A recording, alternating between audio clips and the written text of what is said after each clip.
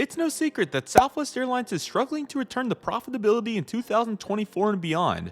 From restructuring hubs, the etched legroom seats, the cutting routes, the airline is making major changes in an effort to return to profitability. Today, I'll discuss some of the additional revenue stream ideas that I had that could be a game changer for Southwest Airlines moving forward. This is going to be an interesting discussion, and I hope all of you are excited for this. So without any further delay, let's go ahead and get started, everybody. Welcome everybody to my outline for what I think Southwest Airlines could do to regain profitability in 2025 and beyond. First and foremost, this is a major project. Obviously, as we've seen, Southwest Airlines has been very successful as a company over the last 50 years. From 1973 until 2019, the airline profited every single year, which was essentially unheard of. And because of their unique model in the markets that they served, along with providing affordable opportunities for passengers to travel, it just made sense that Southwest Airlines was going to thrive, right? Well, there's been so much that's happened over the last 5 years that unfortunately has took Southwest for a turn between the 737 MAX situation, among the other markets that they're in now that were great pre-pandemic but just aren't cutting it at this point in time. So there's a bunch of different ways that Southwest could, gain additional revenue streams, thus returning to profitability. And unfortunately, I don't think that the etched legroom seats and assigned seating is going to cut it. I think it's going to take much more than that.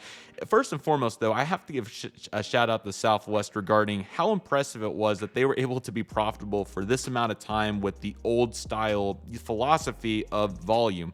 Volume's obviously a huge concept in business economics and being able to succeed as a company. You can look at a bunch of different companies. One that immediately comes to my mind is Cheddar Scratch Kitchen, for example, as a restaurant. Get people in there at an affordable price, make it an opportunity for everybody to be able to, spend money, but also not break the bank. And Southwest did that so successfully for such a long time. And the fact they were able to do that with Boeing 737s, obviously the turnaround times and the philosophies of just getting people in the airport, not having lounges, and all these additional concepts, having 2 free checked bags, the open seating. It is truly a miracle that they were able to function in this environment for such a long time at a profitable rate. And that really is a testament to Southwest Airlines' decision making, the Boeing 737 philosophy, among these other concepts that have made the airline super successful. But as I said, we are now in 2025 essentially, and unfortunately those philosophies they're not non-existent, but obviously they're not going to function when you have so many opportunities for revenue, at least that I see. And there could be the additional complications and other reasons why these may not be feasible in the immediate future, but I at least want to bring them to the table here and see what you all think as well, because again, I think that Southwest really could have potential with the 4 major sections that I'm going to talk about today, and I just don't see a world where these wouldn't help out the airline. So I'm eager to hear all your thoughts, and feel free to comment below. But if I was at Southwest right now and could make any effort to explore at least 2 of these, I would definitely make sure. One's a little bit lighter, but there's 3 major sections that I think at least need to be established at the very least, especially one that I think is just a no-brainer for Southwest at this point, and I can't believe that they haven't done it yet. So we're just going to go ahead and jump right into these 4 sections. So the first one we're going to talk about today, it's a no-brainer. All the ultra low-cost carriers have done so well with it, and even the legacy carriers are taking it on now, and they're doing an amazing job. And Southwest's flight durations only going up on their flights. Why do we not have snack boxes? I seriously do not understand why Southwest Airlines does not provide, enhanced snacks and, like I was saying, snack boxes for offer on their flights. Let's go ahead and look at some ultra low cost carriers and some of their ancillary fees and what they've made off of these snacks alone. So, for example, some of the ultra low cost carriers will offer snacks, just individual bags of snacks, for $4.49. I don't think it takes a rocket scientist to figure out that these items typically do not cost $4.49 in the stores. So as a result, it's, I don't have exact wholesale numbers and all that, but we can fairly assume that Southwest that these ultra low cost carriers off these snacks alone probably are making about 50% profit, which is a huge number, if not more than that. I mean, that's huge. That's also not to mention the other, items that they charge for as well. But this discussion, we're focusing on the snacks. So anyway, 50% on that.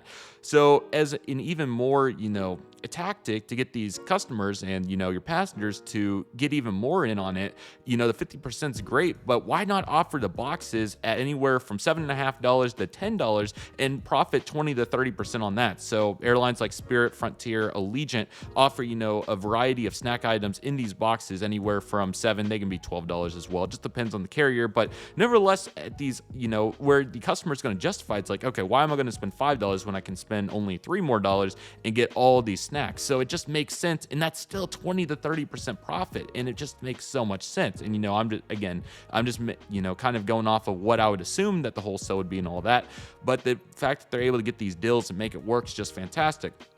My question is, with Southwest Airlines' current flight duration, it only continues to go up. The airline flies to Hawaii. The airline's now flying red-eye flights from the West Coast to the East Coast. They're flying transcontinental flights from the East Coast to the West Coast during the day, and a variety of other flights that are long. And even still, they have flights that are, reasonable lengths, hour, 2 hours. People are hungry and they're going to need to eat. Why not integrate snack boxes? I do not understand. It doesn't make any sense to me that you can't go to the back and have, 30 snack boxes ready to go.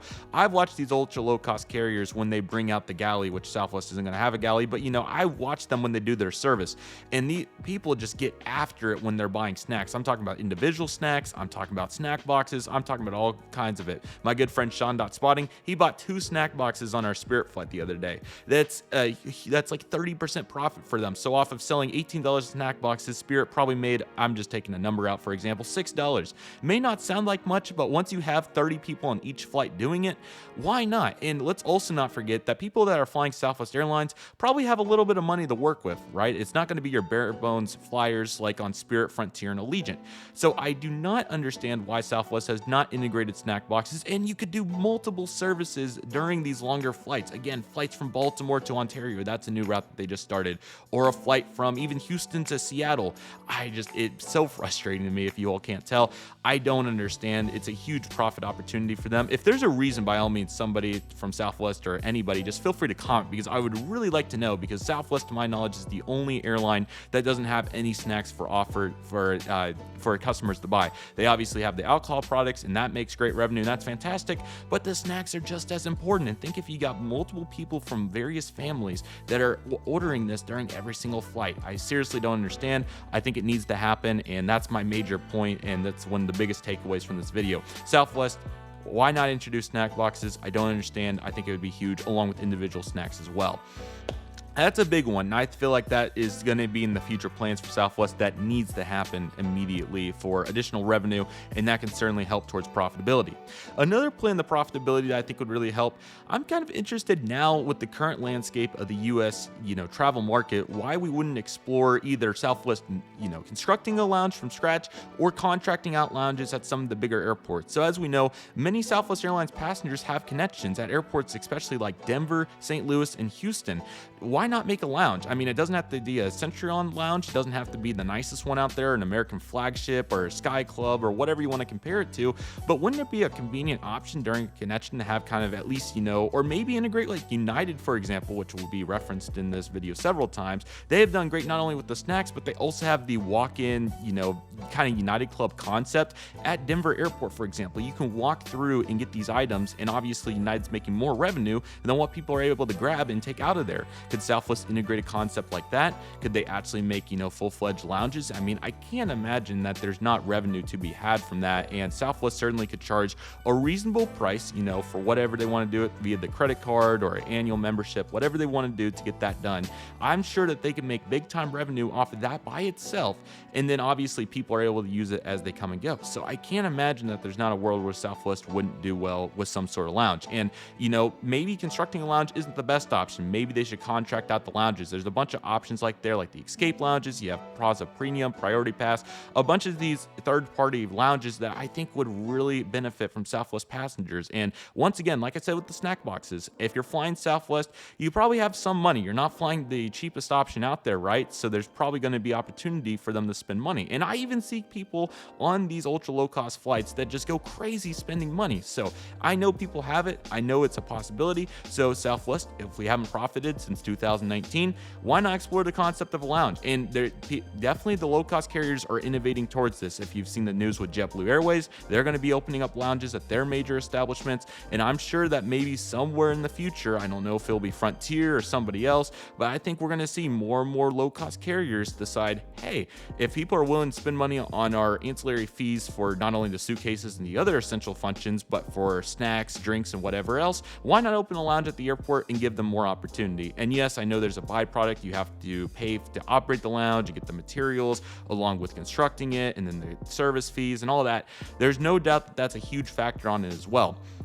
However, there is so much revenue to be had from any annual membership, and some people are only going to fly once or twice a year, so you're not going to lose that much on it. So I can't imagine there's not a world where it wouldn't work. And what's really cool about this as well is not only would it have, you could do an external membership, but United Airlines on their bundles, when they sell tickets, it's fantastic. And that's how I actually went to the United Club, is during their bundles, they'll offer, it's like, okay, you can pay $73 and add a United Club visit and an Economy Plus seat onto your bundle. If Southwest could add that check mark on their bundles when they go through the page there, or add it, as a check mark or whatever, that would be huge. I mean, even if it was like $40 or $50, you just scored it right there, and some people forget about it or whatever else.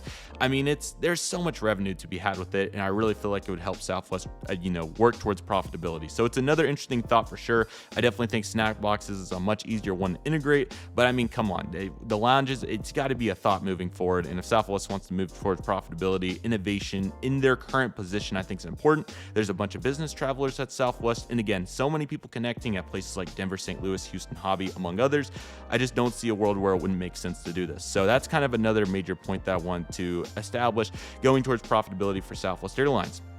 Here's another one that so many people are unaware about that is such a good deal that would get so much revenue back to Southwest. Let's promote Southwest Vacations even more than we currently are. I mean, there are so many great opportunities with Southwest Vacations. I'll kind of start talking about them. So, Southwest, they're always sending out emails. It's Want to Get Away Wednesday, just saying go buy tickets, whatever. That's great, and you can do that to an extent, but why not save those emails and promote the rental cars and the hotels being cheaper than what they are through the actual entity? And let me go ahead and explain that to you. So you're not only are you saving the customer 15 to 25% through your vacation packages, especially on rental cars, but you also get that 15-20% back because you're promoting that company most likely. So I don't know how all the details of how that functions, but I just did a mock-up trip, December 11th to 14th, for example, from Tulsa to Phoenix with the flights, a rental car, and the hotel as well.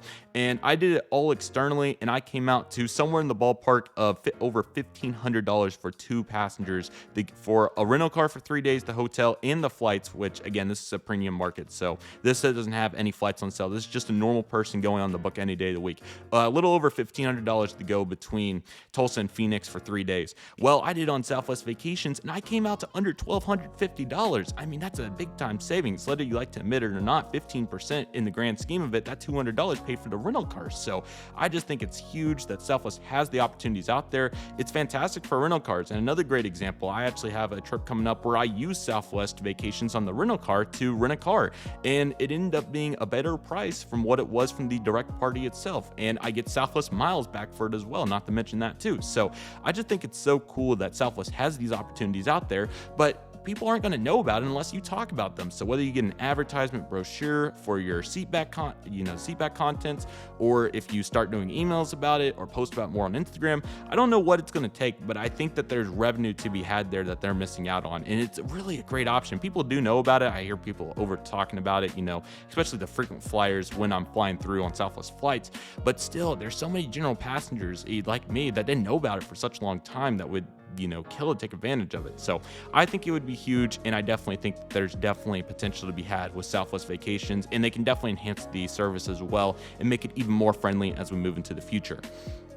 And my last point for this video isn't quite as pressing as a point, but I still think it would help them as well, and that's making Want to Get Away Plus, their newest fare, actually worth it. So currently, as it stands right now with Want to Get Away Plus, you get a couple of extra bonus points, and you also can transfer flight credits and do same day standby flight changes, which is nice and all. It's cute, whatever you want to talk about it, but come on, make it worth people actually buying it. I've bought I've flown 100 Southwest flights, and I bought Want to Get Away by itself 100 of the times. I've never bought a fare that's better than it, and I need Want to Get Away Plus to justify, I want that to be justified if I'm going to pay for it, which I haven't, so it hasn't been justified, but make it justified for the customer. It's back to that concept that we talked about with the snack boxes. It's volume and price over the marginal, offering marginal differences. So I don't know if that's offering a snack box with Want to Get Away Plus, or a premium drink or Wi-Fi, whatever it is, but it's got to be justified. Why even have the fare if it's not going to be justified? It doesn't make sense to me, and I think there's so many opportunities, and it almost just gets confusing, right? You know, with the legacy carriers, it makes sense. You got basic economy, normal economy, fully refundable economy, and then into your premium seats. For Southwest, why not just Want to Get Away?